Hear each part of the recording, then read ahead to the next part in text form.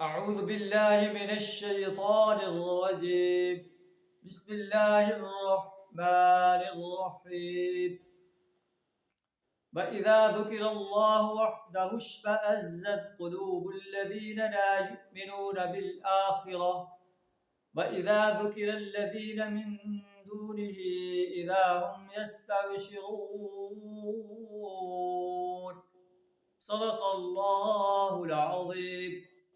اللہ فرماتا ہے کہ اپنی وحدانیت کا ذکر کرتے ہوئے جب اکیلے اللہ کا ذکر کیا جاتا ہے تو آخرت پر ایمان نہ رکھنے والوں کے دل کڑنے لگتے ہیں.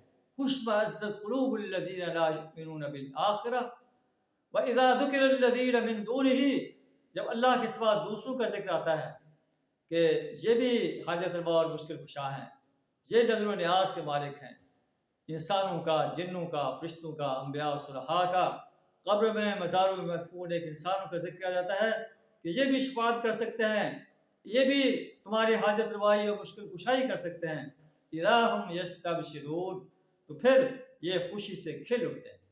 یہ کیسے انسان ہیں؟ اللہ کا ذکر کیا جاتا ہے کہ اللہ ایک ہے، وہی حاجت روا اور مشکل کشا ہے، تو ان کے دل پھوٹنے لگتے ہیں.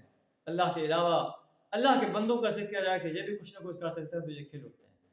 اے نبی صلی اللہ علیہ وسلم فرما دیجئے، اے اللہ تو زمین و آسمان کا پیدا کرنے والا ہے، عالم الغیب ہے والشہادہ ہے، تو ہی اپنے بندوں کا اس دن فیصلہ کرے گا جس میں یہ اختلاف کر رہے ہیں.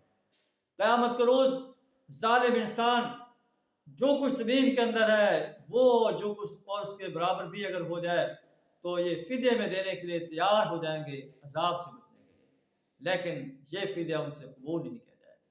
اللہ سے دعا ہمیں اپنی وحدانیت کا صحیح شعور عطا فرمائے، شرک، کفر اور نفاق سے اپنی پناہ عطا فرمائے. وآخر دعوانا ان الحمد للہ رب العالمین.